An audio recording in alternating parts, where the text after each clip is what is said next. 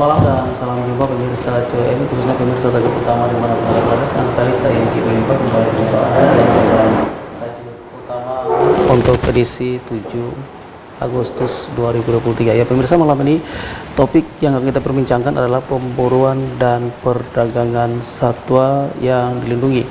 Karena memang bagian ini memang sudah dilakukan oleh kelompok-kelompok terkait dalam rangka untuk penanganan, dan juga aturan-aturannya sudah dibuat, bahkan undang-undangnya pun juga ada, tapi tentu masih saja ada orang-orang tertentu atau kelompok-kelompok tertentu yang masih melakukan kegiatan-kegiatan tersebut. Karena itu bagian ini yang perlu penting untuk menjadi topik perbincangan kita di malam hari ini. Dan untuk membahasnya telah hadir bersama saya di studio ada dua orang narasumber. Yang pertama Bapak Tasliman, Kabid Teknis Balai Besar Konservasi Sumber Daya Alam Provinsi Papua Barat. Selamat malam Pak Tasliman. Selamat malam. Salam sehat. Juga ada Dokter Hewan Sony, Dokter Hewan pada Stasiun Karantina Pertanian kelas 1 Sorong. Selamat malam dokter.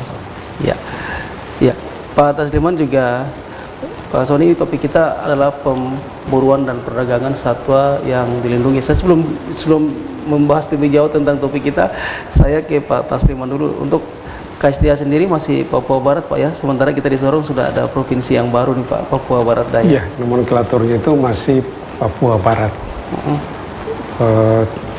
Hanya memang wilayah sekarang wilayahnya ada di dua provinsi, Papua Barat dan Papua Barat Daya.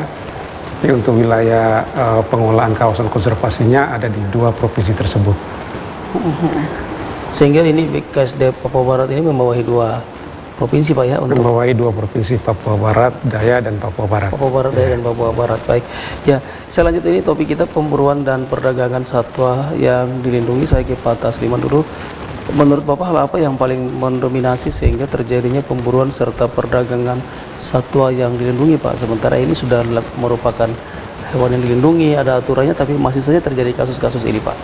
Iya, sebelumnya mungkin saya masuk dulu di tugas dan pokok kami.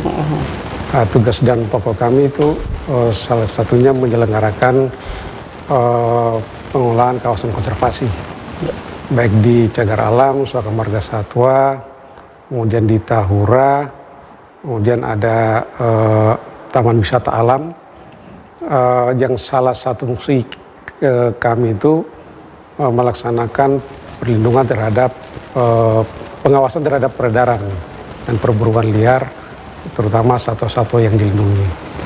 Kemudian terkait yang disampaikan tadi, bahwa di dalam Undang-Undang Nomor 5 Tahun 1990 tentang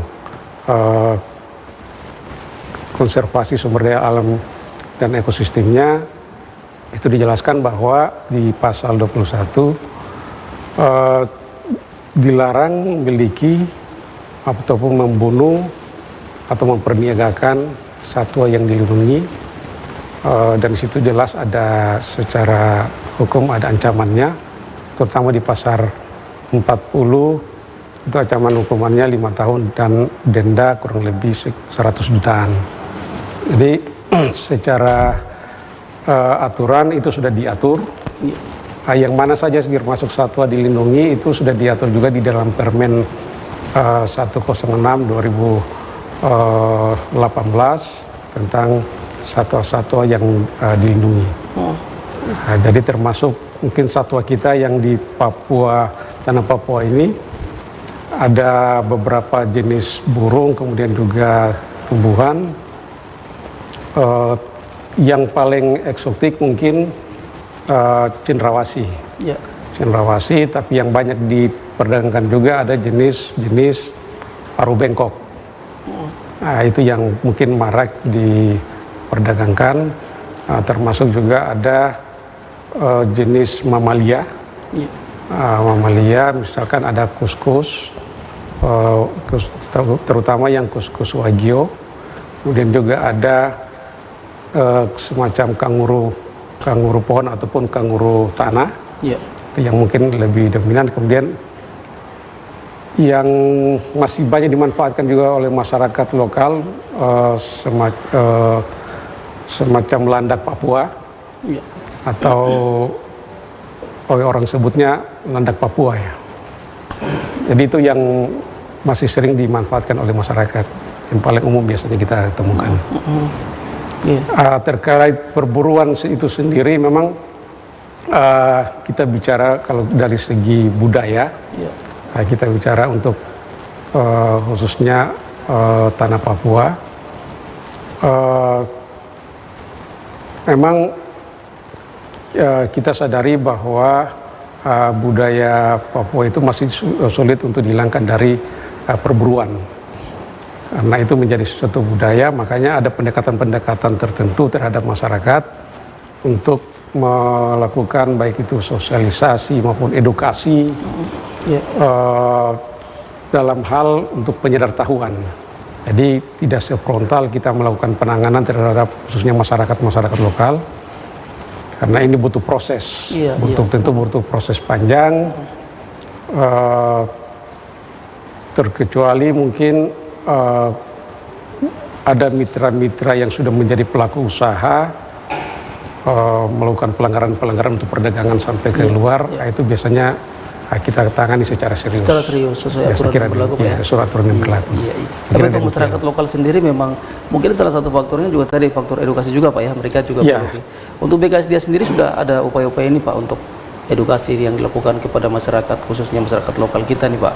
Karena memang mereka juga banyak belum tahu persis tentang aturan dan juga hal-hal yang berkaitan dengan satwa itu sendiri, Pak. Di kami ada 28 kawasan konservasi, itu kita sudah coba identifikasi kampung-kampung yang berdekatan dengan kawasan kami. Itu ada sekitar 500-an kampung. Nah, ini kampung-kampung inilah yang tentu nanti sangat berinteraksi dengan kawasan hutan itu sendiri. Dan mungkin ya di sini kita kenal dengan tanah ulayat. Jadi itu tetap kita hormati.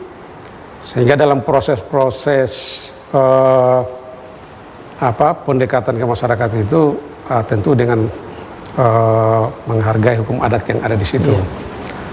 Hal yang kita sudah lakukan, yang kita coba lakukan, mungkin kita sudah melakukan pembinaan di kampung-kampung penyangga atau kampung yang berbatasan langsung dengan kawasan konservasi.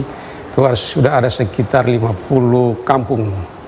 Dari sekitar 50 kampung itu kita coba membina masyarakat untuk tidak tergantung dengan satuannya, tapi bagaimana memberdayakan mereka untuk membuat semacam ekonomi kreatif. Mungkin salah satu contoh yang bisa kita anggap cukup berhasil di Kabupaten Raja Ampat ada kita bentuk namanya kelompok tani hutan, atau biasa kita singkat dengan KTH. Di situ ekonomi kreatif dari masyarakat itu muncul dari masyarakat itu sendiri. Mereka mau berbuat apa, kita selaku pemerintah mensupport, membina untuk meningkatkan kualitas pengelolaan kelompoknya kepada mereka. Kemudian juga memberi bantuan ekonomi produktif, mungkin semacam stimulan atau suntikan sedikit modal, dan selanjutnya nanti mereka kembangkan. Salah satu contoh mungkin ada di kampung Waifoi ya, dari masyarakat yang mungkin sering ngambil kayu. Sekarang mereka menjadi pelaku usaha dengan membangun semacam homestay, dan ya sekarang sudah bekerja sama dengan juga Himpunan Pramuwisata Indonesia atau HPI yang di Raja Ampat, dan itu sudah mendatangkan turis-turis mancanegara ke situ. Walaupun daerahnya mungkin agak terpencil untuk bagi kita orang Indonesia, tapi bagi orang mancanegara itu sangatlah menarik dan unik. Kemudian ada lagi yang menarik mungkin dari binaan kami, dari masyarakat yang sifatnya berburu burung, misalkan mereka berburu cendrawasih untuk dijadikan offsetan, kemudian dijual ke orang-orang luar untuk dibawa keluar dari tanah Papua. Itu sekarang kita coba bina mereka, jadi yang tadinya berburu sekarang mereka menjual atraksi. Jadi atraksi itu memandu turis-turis atau tamu yang datang untuk melihat bagaimana cendrawasih itu bermain di satu pohon. Jadi kebetulan juga cendrawasih, uniknya dari cendrawasih ini, dia kalau sudah punya pohon bermain itu tidak akan pindah selama tidak diganggu. Jadi dia akan di situ terus bermain. Pagi sebelum mencari makan mereka juga bermain dulu di situ, mungkin juga sampai dengan kawin. Kemudian pulang juga pasti singgah di pohon itu untuk bermain. Jadi spot-spot itulah yang dimanfaatkan oleh masyarakat untuk mendatangkan turis.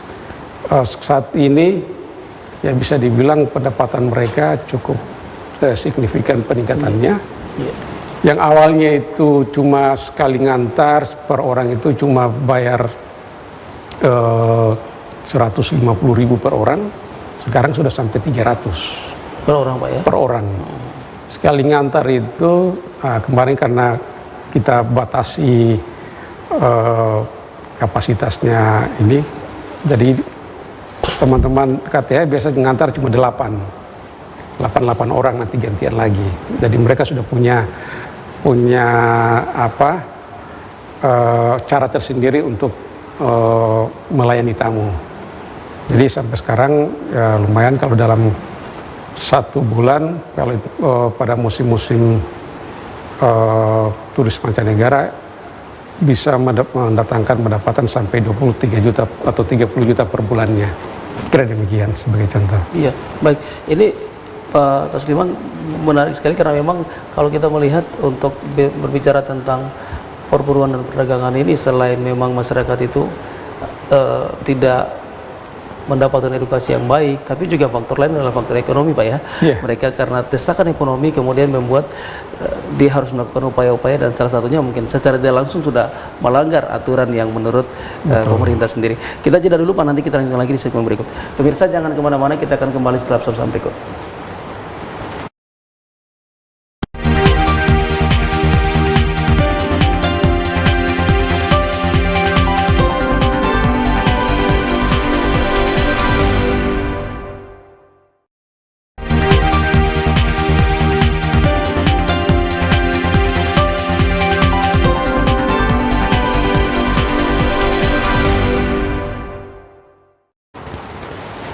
Terima kasih Anda masih bersama kami dalam perbincangan di tajuk malam hari ini, dan tentunya masih dengan topik yang sama, yaitu perburuan dan perdagangan satwa yang dilindungi. Masih ke Pak Tasliman ini. Pak Tasliman, tadi memang faktornya adalah karena salah satu hal yang ikut juga terjadi karena proses perburuan dan perdagangan satwa yang dilindungi ini adalah faktor ekonomi, tapi juga faktor memang belum ada edukasi, Pak, ya, yang diberikan kepada terutama masyarakat lokal kita. Selain itu ada upaya-upaya lain lagi, Pak, yang dilakukan untuk mengatasi masalah ini, Pak, selain edukasi tapi juga upaya dalam peningkatan ekonomi kerakyatan itu sendiri, Pak? Iya, di upaya yang dilakukan misalkan di level kota, kita sudah melakukan pengawasan di pintu-pintu peredaran, misalkan di pelabuhan ataupun di bandara. Ya. Nah, kami sudah mengidentifikasi titik-titik rawan yang menjadi peredaran, terutama itu ada di Pelabuhan Sorong, kemudian juga di termasuk bandara Deo Osok. Sebenarnya di tempat lain juga ada, tapi intensitasnya masih sangat kecil. Ya. Kayak seperti di Manokwari, kemudian di Fakfak, di Pelabuhan Kaimana. Itu juga ada kasus yang kita sudah tangani, tapi intensitasnya sangat kecil. Pencegahan yang kita lakukan, kita melaksanakan juga sosialisasi sebenarnya terhadap masyarakat yang ada di kota, khususnya kepada TNI Polri, kemudian juga teman-teman yang ada di pelabuhan, Pelindo, Pelni, KSOP, apa semua, termasuk di petugas-petugas yang ada di bandara. Nah, itu dulu yang kita satu pemahaman, kita sosialisasi bahwa ini satwa dilindungi dan kemudian merupakan budaya atau endemik, yang artinya hanya ada di tanah Papua saja. Manakala satwa ini sudah banyak sebenarnya harapan beredar di luar, apakah di Sulawesi ataupun di Jawa, nah, kita khawatir para turis ataupun orang ingin melihat satwa endemik tanah Papua ini ya tidak mau ke sini lagi. Ya. Nah, kita harapannya mereka datang secara sendiri, datang ke sini ke tempat asalnya satwa tersebut, ya bukan lihatnya di Jawa ataupun lihat di Sulawesi. Tapi langsung ke Papua. Jadi langsung datanglah ke Papua untuk melihat itu secara alami. Menarik, ya. Dan masyarakat Papua sangat welcome dengan hal-hal yang seperti itu. Iya. Saya kira demikian. Iya. Baik, Pak Tasliman, untuk sanksi sendiri Pak yang dilakukan apabila kemudian terdapat yang melakukan pelanggaran dan sifatnya sangat berat dan serius harus ditangani, apa sanksinya Pak? Iya, kita sudah ada sebenarnya ada 8 kasus yang sementara ini yang ditangani mulai tahun 2020 sampai 2023. 5 kasus itu sudah ingkrah, sudah ada putusannya. Kemudian yang 3 itu masih dalam proses. Kalau di Undang-Undang Nomor 5 tahun 1990 di situ jelas dikatakan bahwa sanksi pidananya itu 5 tahun, kemudian denda 100 juta. Hanya memang dalam proses proses hukum mungkin melihat pertimbangan-pertimbangan lain sehingga kita lihat bahwa putusan-putusan itu ada yang sampai 1,5 tahun, kemudian ada yang sampai 2 tahun, ya tergantung level kasusnya seperti apa. Kira begitu. Iya, baik. Ya, saya ke Pak Soni. Pak Soni, ini berkaitan dengan topik kita yaitu pemburuan dan perdagangan satwa yang dilindungi. Bagaimana karantina Sorong menyiapkan kasus perdagangan, menyikapi kasus perdagangan dan pengawasan satwa liar yang dilindungi ini sendiri, Pak Soni? Baik, terima kasih. Sebelumnya saya dari Karantina Pertanian kelas 1 Sorong. Untuk tugas pokok pertama, kita memang menurut Undang-Undang Nomor 21 Tahun 2019 tentang karantina hewan, ikan, dan tumbuhan, sesuai dengan tugas pokok kita di pasal 35, kita melakukan dari segi kesehatan. Ya. Jadi kita melakukan pemeriksaan, pengawasan media pembawa. Dalam hari ini media pembawa termasuk hewan, tumbuhan ataupun ikan yang masuk, keluar atau tersebar di wilayah kita, wilayah Papua seperti itu. Ya.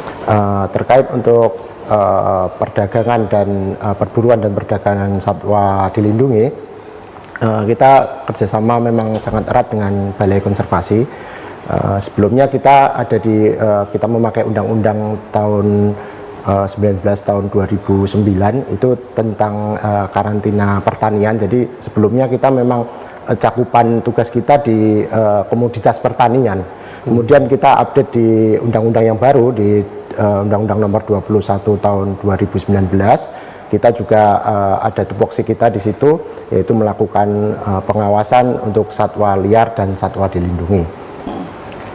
Tentu hal ini menjadi polemik ya kalau untuk kita dengar tentang perdagangan atau perburuan gitu. Perdagangan tentu ini akan menjadi ancaman bagi ekosistem sebenarnya, dari ekosistem dan sumber daya alam kita, baik dari menyebabkan mungkin kelangkaan dari hewan itu tersendiri, kemudian kepunahan dan mengganggu keseimbangan ekosistem. Selain itu juga adanya penyakit di hewan itu yang baik bersifat zoonosis atau menular ke manusia, ataupun yang tidak zoonosis atau menular ke sesama hewan. Makanya karantina pertanian ini bertugas untuk melakukan pengawasan gitu. Pengawasan dengan output kita itu berupa sertifikat kesehatan dalam melalu lintaskan secara umum hewan. Kita bicara semua hewan di dalam undang-undang kita, termasuk untuk hewan yang hewan liar ataupun mungkin hewan dilindungi. Jadi untuk hewan liar atau hewan dilindungi kita juga mempersyaratkan sebelum kita melakukan sertifikasi karantina, kita mempersyaratkan adanya surat angkut dalam negeri atau SADN dari Balai Konservasi ataupun untuk ke luar negeri atau SAT-LN seperti itu. Kemudian untuk kasus-kasus misalnya penyelundupan, kita juga sering menemukan. Memang kebanyakan ada di Pelabuhan Laut Sorong dan Bandara Deo. Ada beberapa memang kita di wilayah kerja kita di Kaimana dan di Fakfak. Untuk kasus-kasus penahanan atau yang kita temukan di lapangan seperti itu yang memang tidak ada dokumennya, kita akan kerjasama dengan Balai Konservasi untuk mengembalikan bahwa hewan itu tidak boleh keluar seperti itu tanpa adanya surat karantina dan SADN ataupun SAT-LN tersebut. Iya, artinya bahwa kalau tidak punya surat khusus misalkan dari BKSDA, berarti dari stasiun karantina pun tidak berani untuk mengambil langkah, Pak ya? Betul. Harus dikembalikan ke SDA sendiri. Terutama untuk satwa liar dilindungi. Ada ditemukan seperti itu, Pak Sony? Banyak sekali kalau untuk satwa liar dilindungi ya, yang memang kalau dilindungi kan saya pasti 100% itu nggak akan keluar untuk surat angkutnya ya, karena memang tidak boleh keluar dari ekosistem kita atau dari wilayah kita gitu, dari Papua seperti itu. Cuma ada kasus memang bukan kasus, ini memang apa ya, lalu lintas sebenarnya, lalu lintas untuk satwa liar yang mungkin tadi sudah disampaikan dari Balai Konservasi yang bersifat ekonomis, jadi memang bisa dilalu lintaskan dengan kuota tertentu. Itu juga ada surat namanya SADN dari ataupun SAT-LN dari Balai Konservasi, sehingga mereka melapor ke kita dengan membawa persyaratan-persyaratan tersebut dan kita melakukan sertifikasi kesehatan satwa tersebut sehingga bisa dilalu lintaskan keluar Papua seperti itu. Iya, Pak Sony, satu lagi tadi Anda sampaikan memang satwa atau hewan ini perlu dilakukan pemeriksaan sendiri ya oleh Balai Karantina, terutama terkait penyakit yang mungkin ada. Apakah memang ditemukan ada potensi seperti itu, Pak, penyakit-penyakit menular yang dari satwa itu kepada masyarakat, kepada manusia untuk Sorong sendiri, Pak? Baik, ini update terakhir dari FAO atau Food Agricultural Organization. Itu ada namanya newborn disease atau penyakit baru di dunia. Itu hampir 60% penyakit baru itu, dan 72% itu berasal dari satwa liar. Kemudian untuk contoh kasus atau contoh penyakit itu misalnya dari reptil itu ada yang namanya salmonella, kemudian E. coli, kemudian dari mamalia itu ada namanya antraks yang mungkin kita tahu semuanya, antraks. Kemudian ada juga Ebola yang dari primata ya. Ebola ini udah memang menjadi momok di Afrika sekarang. Kemudian yang paling familiar yaitu rabies dan flu burung. Jadi kita melakukan pemeriksaan di situ terkait misalnya kebanyakan kita untuk lalu lintas ialah reptil dan burung yang liar tapi tidak dilindungi. Itu biasanya kita lakukan pemeriksaan laboratorium untuk mengecek adanya flu burung ataupun rabies. Itu juga berlaku untuk yang masuk ke wilayah Papua seperti itu ya. Jadi kita melindungi Papua ini agar tidak masuk misalnya seperti flu burung tersebut. Apabila kalau memang tidak ada sertifikat karantina, kesehatan karantina atau hasil uji lab, itu tentu beresiko sangat tinggi. Misalnya ada penyakit flu burung dari luar Papua, dari luar Pulau Papua misalnya, masuk ke wilayah kita tanpa adanya surat karantina kesehatan seperti itu, dapat menyebarkan penyakit ke satwa-satwa kita gitu kan. Bukan hanya satwa yang kita pelihara, tapi satwa liar ataupun satwa dilindungi, dan itu menjadi resiko yang sangat besar. Iya. Pak Sony, apabila kemudian ditemukan satwa atau hewan tersebut mengidap penyakit tertentu misalkan, apa tindakan selanjutnya untuk penanganannya, Pak? Baik, kalau untuk satwa yang keluar, kebetulan untuk satwa yang keluar kita masih di tahun lalu kita belum menemukan adanya penyakit yang misalnya yang zoonosis atau menular ke manusia ataupun yang menular ke sesama hewan yang keluar dari Pulau Papua ya. Kemudian kalau yang masuk ke dalam Pulau Papua kebanyakan memang tidak dilengkapi dengan dokumen karantina, dokumen kesehatan karantina ataupun SAT-DN ataupun SAT-LN dari Balai Konservasi, sehingga satwa tersebut akan kita lakukan pemeriksaan. Apabila nanti di dalam pemeriksaan kesehatan itu tidak ada dokumen, tentu kita akan kembalikan ke daerah asal. Kembalikan ke daerah asal, misalnya dari Sulawesi atau dari Jawa atau dari Kalimantan masuk ke Papua. Apabila kita lakukan penahanan, maka tidak ada dokumen, akan kita lakukan kita kembalikan ke daerah asal. Apabila ada penyakit, tentu kita akan lakukan pemusnahan di situ. Baik, Pak Sony, untuk stasiun karantina sendiri selain di bandara maupun di pelabuhan kapal, ada di titik-titik mana lagi yang kemudian ditentukan oleh pihak karantina dalam rangka membantu kerjasama dengan BKSDA untuk perburuan dan perdagangan satwa yang dilindungi? Ditahan dulu Pak, nanti kita lanjutkan di segmen berikut. Pemirsa jangan kemana-mana, kita akan kembali setelah sebentar berikut.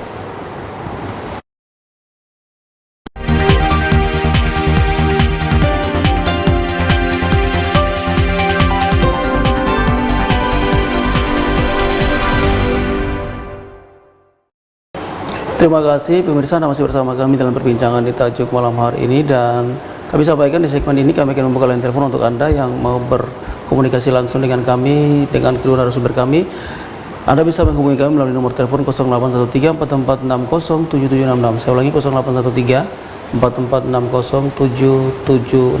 Bisa menghubungi kami langsung dan bisa menyampaikan atau memberikan masukan berkaitan dengan hal-hal yang dibicarakan, tentunya masih berkaitan dengan topik kita di malam hari ini. Baik, saya lanjutkan masih ke Pak Sony. Tadi sempat terputus kita ini terkait dengan kerjasama atau upaya bersama dengan BKSDA Papua Barat dalam rangka mengatasi masalah-masalah perburuan dan perdagangan satwa yang dilindungi. Selain titik yang di bandara tapi juga di pelabuhan, ada titik-titik mana lagi Pak yang ditaruh oleh pihak karantina sendiri Pak? Baik, jadi untuk kita masih secara administrasi misalnya di Papua Barat ya, kita ada untuk karantina sendiri ada di Sorong dan di Manokwari. Kemudian untuk di Sorong kita ada wilayah kerja. Wilayah kerja kita ada di Pelabuhan Laut Sorong, kemudian kita ada di Bandara Deo, kemudian di kantor pos terkait ekspedisi. Kemudian ada di Raja Ampat, kemudian di pelabuhan dan bandara di Fakfak, kemudian pelabuhan dan bandara di Kaimana. Jadi untuk wilayah Sorong sendiri kita ada 5 itu. Kemudian untuk yang di Manokwari, misalnya di Bintuni atau di Manokwari Selatan, itu ada karantina pertanian kelas 2 Manokwari. Seperti itu. Seperti itu Pak ya, yang sudah dilakukan oleh pihak karantina sendiri Pak ya. Tentunya juga terus melakukan upaya bersama dengan BKSDA sendiri ya dalam rangka mengatasi masalah-masalah ini. Baik, saya ke Pak Tasliman, untuk bentuk perlindungan hewan yang dilindungi sendiri, selain tadi telah disampaikan, apa bentuk-bentuk lain lagi Pak yang dilakukan oleh BKSDA sendiri? Iya, kita biasanya dalam pengawasan peredaran tumbuhan dan satwa liar, tentu setelah kita sita misalkan, tentu ada perlakuan khusus, ada treatment khusus yang harus kita lakukan. Di kami kita sudah membangun atau membuat yang namanya kandang-kandang transit. Ya. Kandang transit, kemudian ada juga satu namanya kandang habituasi. Jadi satwa-satwa ini kebanyakan yang kita tangkap atau yang kita sita itu sifat liarnya itu sudah mulai menurun, sifat alaminya. Jadi mungkin orang bilang, oh ini sudah burung pintar karena dia sudah pakai bahasa manusia. Tapi menurut kami orang konservasi ini burung bodoh karena dia sudah tahu bahasanya dia. Bahasanya dia, ya. Nah, seperti itu. Jadi ini yang menjadi problema di kita sehingga perlu penanganan khusus. Memang di kami untuk tenaga ahli seperti itu kita belum mempunyai kapasitas. Nah, tapi kita dengan berkolaborasi baik dengan karantina, kemudian dengan teman-teman NGO, ada FFI juga, kita kolaborasi untuk bagaimana pada saat habituasi satwa-satwa ini bisa kembali sifat alaminya. Iya. Nah, kemarin malah kita juga sudah dibantu oleh Pertamina RU7 Kasim untuk pembangunan kliniknya, kemudian kandang habituasinya, dan dari tangkapan-tangkapan yang kita sudah lakukan habituasi, ya hampir lihat sekitar 30 atau 40% itu bisa kita langsung lepas liarkan. Iya. Hanya memang ada beberapa yang butuh waktu lama, mungkin karena yang pertama dari dari fisik, misalkan bulu atau matanya agak belum terlalu normal, mungkin bulunya belum terlalu sempurna, sehingga kemudian juga dalam bahasa burungnya sudah agak sulit untuk kembali, sehingga kita perlu lakukan perlakuan khusus. Perlakuan khusus, Pak, ya? Iya. Jadi hampir setiap saat kita lakukan pelepas liaran. Kemudian di data kami untuk 2 tahun terakhir 2022 sampai 2023 hasil tangkapan baik yang sudah berkasus maupun hasil yang ada juga yang diserahkan secara sukarela oleh masyarakat.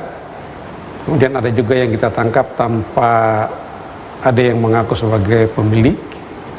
Itu sudah berjumlah sekitar 1.600-an ya, sekitar 1.600-an. Itu sampai dengan 2023 bulan Juli kemarin. Iya, Pak Tasliman, untuk yang dilepas ke alamnya sendiri sudah berapa, Pak? Iya, yang kita sudah lepas itu sekitar 1.200-an, baik yang reptilnya maupun yang burung. Nah, kemudian untuk pelepas liaran ini juga kita perlu ada perlu diidentifikasi, Iya. karena di Papua ini unik karena ada satwa-satwa endemik yang di pulau tersebut ada jenis endemik, tapi di daratan tanah Sorong mungkin tidak ada. Tidak ada, iya. Ya, misalkan kemarin kita ada banyak sita biawak totol biru. Nah, itu biawak totol biru itu endemik di Batanta. Itu banyak sekali diperdagangkan dan memang secara bentuk itu sangat menarik karena punya totol biru, tapi di Sorong tidak ada. Jadi pada saat kita menghabituasi, melepas liarkan, kita harus kembalikan ke tempatnya yang sesuai. Untuk mengidentifikasi itu kita biasanya teman-teman itu sudah melihat data biasanya dari AUCN itu sudah mengidentifikasi lokasi-lokasinya. Iya. Kemudian juga kita sebenarnya ada satwa-satwa yang ditranslokasi dari luar Papua ke sini. Karena memang prinsip kita konservasi itu satwa-satwa itu harus dikembalikan ke tempat asalnya. Iya. Itu sudah ada sekitar 300-an ekor burung, itu baik dari Sulawesi Selatan, kemudian dari Jawa Tengah dan Jawa Timur. Itu dikembalikan ke sini, kemudian kita habituasi dengan persyaratan yang disebutkan tadi. Jadi burung-burung walaupun dari asal tanah Papua, itu nanti kita untuk masuk ke sini seperti yang disebutkan Pak Sony tadi, harus ada tes PCR-nya, harus ada surat keterangan kesehatannya, kemudian nanti juga ada SABDN dari sana, sehingga masuk ke sini sudah bisa secara legal bisa masuk kembali ke tanah Papua. Iya, baik ya. Pak Sony, satu lagi, sampai untuk saya ingin tahu juga nih Pak, untuk sampai dengan saat ini di daerah mana saja yang masih sering melakukan peredaran hewan yang dilindungi ini, Pak? Mungkin Anda bisa menyampaikan di Papua Barat sendiri, tapi juga skala nasional seluruh Indonesia, Pak. Iya, kalau untuk asal satwa sebenarnya bukan hanya ada di Papua Barat ataupun di Papua Barat Daya, karena Pelabuhan Sorong ini adalah pelabuhan sentral dari mungkin dari tanah Papua. Kita ada identifikasi ada 8 kapal pelayaran, baik dari Jayapura, kemudian dari Merauke, Nabire, Biak, itu masuknya pasti ke sini, ke Pelabuhan Sorong. Iya. Nah, kemudian ada juga pelayaran yang memang langsung dari misalkan Fakfak, Kaimana, atau Bintuni, itu langsung tidak melalui Pelabuhan Sorong. Iya. Asal kita identifikasi bahwa satwa-satwa ini berasal dari bukan hanya di sini, tapi dari daerah Provinsi Papua itu sendiri. Kami sebenarnya sudah pernah melakukan semacam intelligence, apa namanya, semacam intelijen dengan mengikuti kapal-kapal yang transitnya ke Sorong.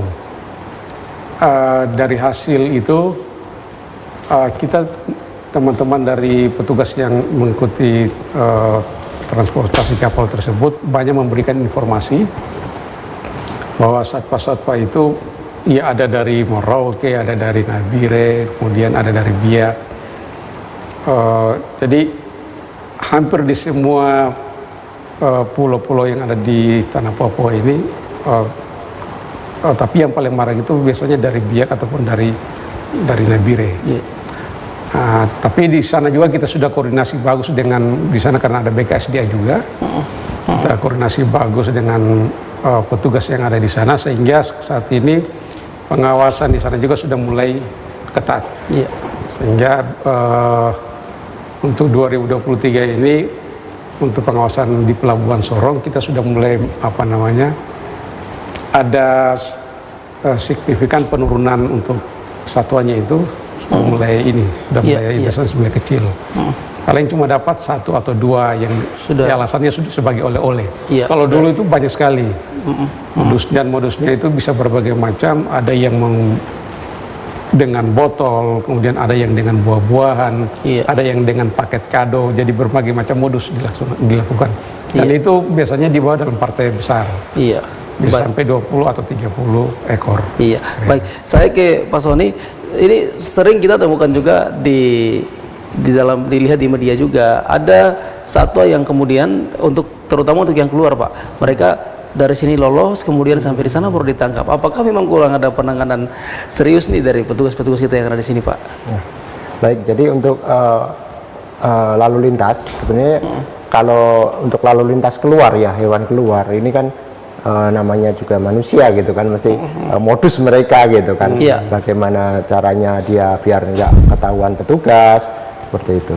Padahal kita juga ada ya petugas kita di pelabuhan ataupun di bandara memang kurang maksimal karena petugas kita juga sumber daya manusianya nggak banyak, jadi mereka juga pintar-pintaran gitu ya, apa ibaratnya menyembunyikan misalnya hewan itu gitu kan, misalnya dimasukin ke tas atau yang agak susah kita untuk di wilayah pelabuhan. Jadi wilayah pelabuhan ini beda halnya dengan di bandara ya. Bandara kita ada namanya scan itu, cuma kalau untuk di pelabuhan Sorong kita masih belum ada alat itu. Jadi memang masyarakat yang membawa itu ibaratnya kucing-kucingan gitu seperti itu. Cuma kita nggak cuma di pintu pengeluaran ini aja, nggak cuma di pelabuhan Sorong aja, kita juga ada lakukan pengawasan di daerah tujuan. Misalnya dia mau ke Jakarta, kita juga ada petugas di sana gitu kan. Jadi kita apabila kita melakukan penahanan di sana, ya nanti kita proses tindakan karantina seperti itu. Pak Sony, apa tindakan selanjutnya yang dilakukan oleh pihak karantina jika menemukan ada satwa yang dilindungi oleh oknum-oknum yang tidak bertanggung jawab? Selain juga ada kerjasama dengan BKSD, tapi tindakan-tindakan lain yang merupakan tugas khusus dari karantina sendiri, Pak. Oke, baik. Jadi kalau untuk saya ngomong untuk yang satwa yang masuk dulu ya. Untuk satwa yang masuk memang kebanyakan satwa yang memang tidak dilindungi, satwa liar ya. Ini satwa liar kan ada dua, yang satwa liar yang dilindungi dan satwa liar yang tidak dilindungi. Iya. Jadi untuk satwa liar yang tidak dilindungi yang masuk, sebagian besar kita lakukan penahanan dan kita lakukan penolakan seperti itu. Dan apabila tidak ditemukan atau tidak ada penanggung jawabnya, pemiliknya, ataupun kita lakukan pemeriksaan kesehatan ternyata hewan itu berpenyakit, maka kita lakukan pemusnahan gitu seperti itu. Kemudian untuk yang hewan keluar dari wilayah Papua mau dibawa keluar, apabila kita lakukan penahanan di pelabuhan ataupun di bandara, maka kita akan lakukan penahanan dan akan kita koordinasi, kita akan serahkan ke Balai Konservasi untuk dilakukan tindakan selanjutnya, misalnya pelepas liaran atau adaptasi dulu di kandang. Itu yang bisa dilakukan oleh pihak karantina sendiri ya. Iya, baik. Iya, ini saya ke Pak Tasliman. Satu lagi, ini sudah sering kita temukan atau kita sekarang sedang menyaksikan Pak, ini lagi beredarnya nih, ada seorang public figure yang kemudian memelihara anak harimau di rumahnya Pak. Kemudian dikabarkan kalau anak harimau itu sudah yang dipelihara itu mati. Apa tanggapan dari Anda, dari BKSDA tentang bagian ini Pak? Iya, saya pikir apa istilahnya oknum tersebut, tentu kita harus tahu dulu asal muasalnya satwa tersebut. Iya. Karena bisa jadi perolehannya itu lewat penangkaran. Nah, tapi kalau dia berasalnya itu dari memang hasil ilegal, tentu akan ditindaki secara diproses secara hukum dengan aturan yang ada tentunya. Kira itu. Iya. Baik. Selain itu kemudian tapi juga berkaitan dengan topik kita untuk dalam rangka pemburuan dan perdagangan satwa yang dilindungi ini Pak. Untuk mengatasi bagian ini memang BKSDA sudah melakukan berbagai upaya selain dengan pihak karantina tapi juga kelompok dari NGO. Ini pihak-pihak mana lagi Pak yang dilibatkan dalam rangka penanganan bagian ini Pak? Kita Pak, ini nanti kita Pak Tasliman nanti akan dijawab setelah kita jeda dulu. Iya. Pemirsa jangan kemana-mana, kita akan kembali bersama berikut.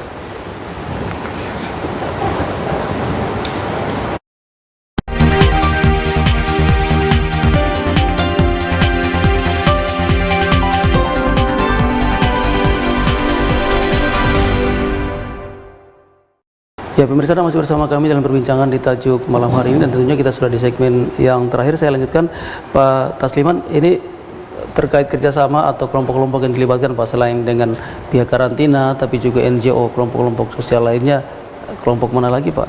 Misalkan TNI Polri ataupun dari kelompok mana lagi yang dilibatkan ini Pak? Iya, yang banyak yang membantu kami dengan cara berkolaborasi tentunya.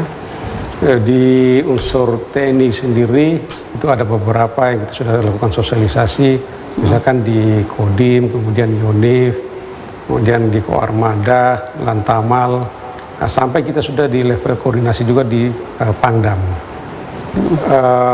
Ini tentunya untuk membangun kesepahaman bahwa satwa-satwa dilindungi ini adalah aset negara yang harus kita lindungi. Kemudian juga kita ada kerjasama dengan sudah koordinasi juga dengan Polair, Polair, kemudian dengan Polres tempat juga sudah kita lakukan koordinasi. Yang paling aktif untuk bukan paling aktif tapi sudah membantu kami, terutama dari Polair Kota Sorong. Nah itu mari kita sama-sama baik mereka secara institusi sendiri melakukan penangkapan ataupun kita secara bersama-sama. Dari hasil tangkapan mereka kita sudah ditangani tadi ada 3 kasus dari mereka.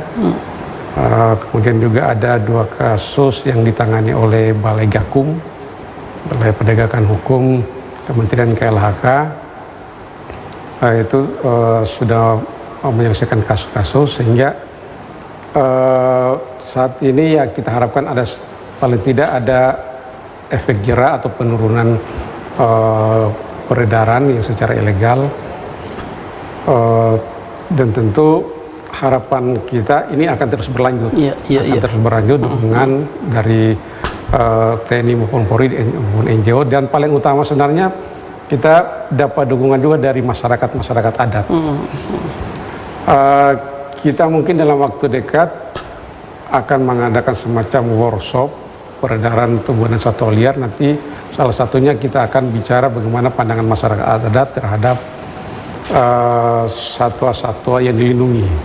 Itu kita coba nanti pada saat acara itu tentu kita ingin dengar pendapat ahli atau pendapat akademisi, khususnya akademisi yang orang asli Papua sendiri, karena dia paham masalah adat sini, kemudian hubungannya dengan melihat satwa-satwa liar ini seperti apa, kira begitu. Baik, ya Pak Tasliman, satu lagi tadi Anda sampaikan memang ada beberapa kelompok yang dilibatkan. Saya ingin konfirmasi lagi, sering ditemukan di masyarakat umum atau menjadi perbincangan juga bahwa terjadi penyelundupan itu juga karena kerjasama dengan pihak-pihak tertentu, katakanlah dalam tanda kutip anggota-anggota sendiri. Apakah ini memang dibenarkan oleh KSD sendiri, Pak? Kalaupun itu memang terjadi, apa sanksinya? Iya, secara tadi di awal secara aturan tetap itu tidak dibenarkan. Memang ada beberapa kasus yang kita coba selesaikan, terutama kita lebih utamakan kepada pencegahan. Saat ini misalkan ada waktu-waktu tertentu dari petugas itu untuk melaksanakan tugas di luar pulau-pulau atau pulau pesisir yang terpencil. Mungkin karena ketidaktahuan mereka, sehingga mereka pada saat mungkin bertugas pulang dari tempat bertugas, itu dianggapnya sebagai oleh-oleh. Oleh-oleh, iya. Nah, itu yang menjadi alasan seperti itu. Tapi apapun itu tidak dibenarkan. Jadi upaya kita untuk mengatasi itu, kita sudah bekerja sama dengan pimpinan-pimpinan mereka. Kita koordinasi dengan bagus, kemudian kita lakukan sosialisasi atau sampai melakukan dengan sweeping kepada anggota-anggota oknum yang baru mungkin pulang tugas dari pulau. Dan itu apabila ada ditemukan satwa dilindungi, yang pertama tentu kita akan sita. Kemudian untuk sanksi hukumnya, karena militer punya aturan tersendiri dalam hal sanksi hukum, jadi itu kita kembalikan ke instansinya. Jadi seperti tapi satwanya tetap kita sita. Ya, seperti itu. Iya. Saya ke Pak Sony, satu pertanyaan saya ini untuk Pak Sony, apakah ada aturan khusus Pak yang memperbolehkan melakukan perjalanan bersama hewan peliharaan ini, Pak? Ya. Baik, jadi untuk seperti tupoksi kita ya, kita melakukan sertifikasi atau mengeluarkan surat karantina kesehatan hewan. Jadi untuk hewan-hewan ini, baik itu hewan komoditas pertanian atau misalnya ternak ataupun hewan liar seperti itu. Jadi kalau untuk hewan liar ataupun hewan ternak tersebut bisa dilalu lintaskan, tetapi juga melalui karantina. Jadi kita juga melakukan pemeriksaan.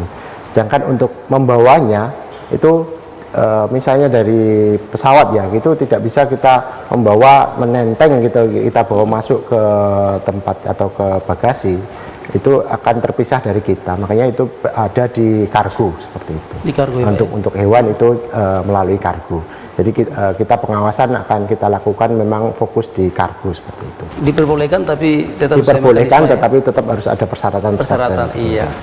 Kemudian yang memang di kapal atau di alat angkut laut itu bisa dibawa, cuma sesuai dengan peraturan memang tidak bisa membawa yang ibaratnya dapat mencemari atau mengganggu penumpang lain seperti itu. Jadi ada jumlahnya, ada persyaratan misalnya kandang atau box untuk membawa hewan tersebut seperti itu.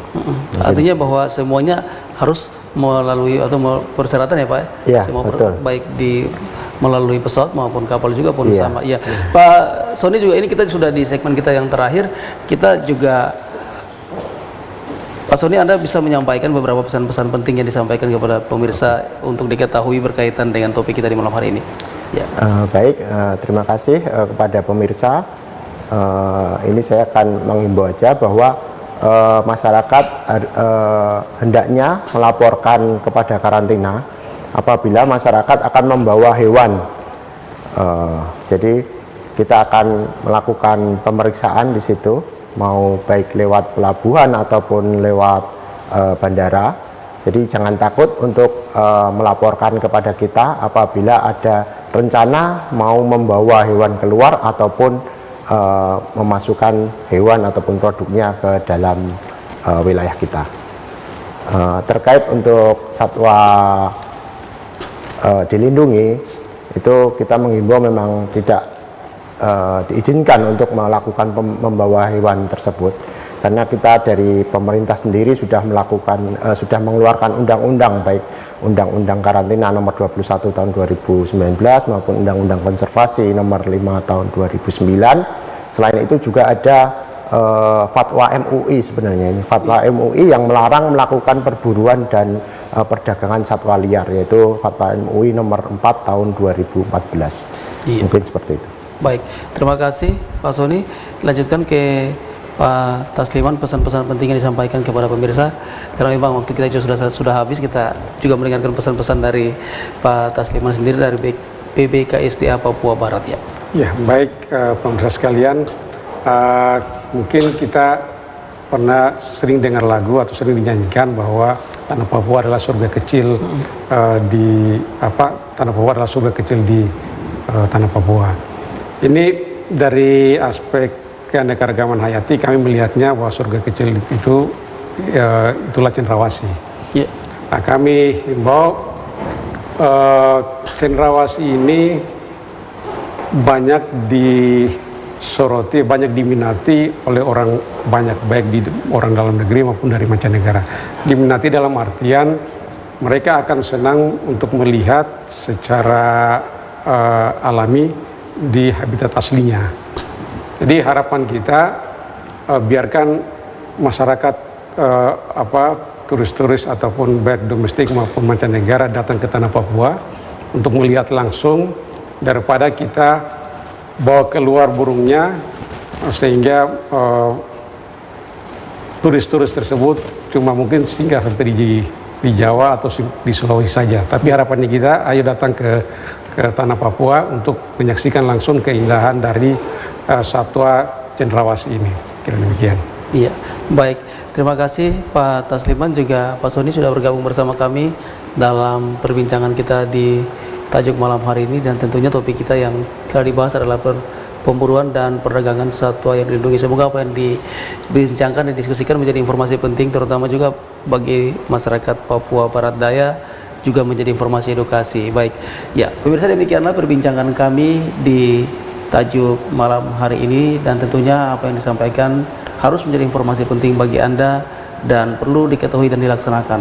Dan pesan kami bahwa jaga alam, jaga isinya, dan jaga tanah Papua. Saya Yongki Olimpo pamit, selamat malam, sampai jumpa.